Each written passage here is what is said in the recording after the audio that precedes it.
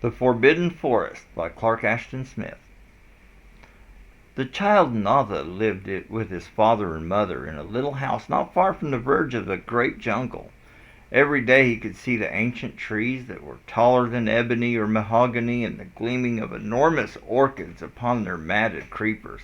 His parents told him that he must never venture within the jungle, for the beauty of the high palms and hanging flowers concealed a host of dreadful perils, and venomous serpents and dire monsters dwelt among them.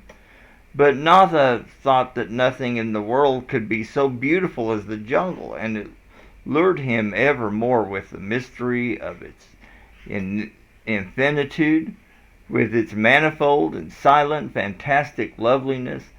And he dreamt that the flowers would be fairer still, and the trees more high and stately, if he could see them near at hand.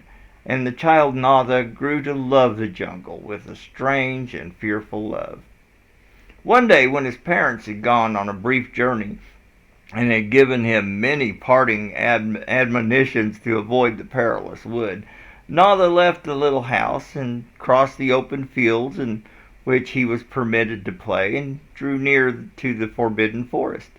His tiny heart began to beat like a drum when the monstrous palms and liana-laden trees loomed above him, but their shadows were so cool and green and deep, and he saw so many blossoms, so many fretted ferns and lovely shapen leaves, and so many butterflies that vanished or emerged among them, and so many saffron and scarlet and azure birds that flew away with strange cries in the emerald gloom, that he soon lost all memory of his parents' warnings, and wandered further and further, following the butterflies and the birds.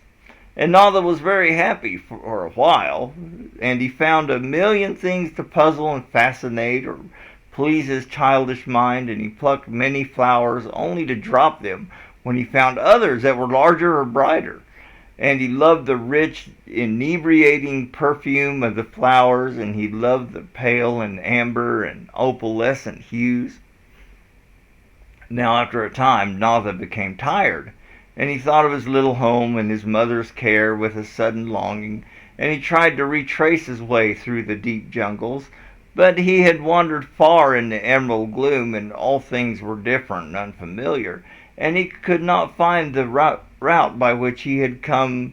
Instead, he soon lost himself among the trees that were vaster and darker than any he had yet seen, and around him were pallid blossoms, broad as moons, that poured forth a heavy wave of overpowering lethal fragrance.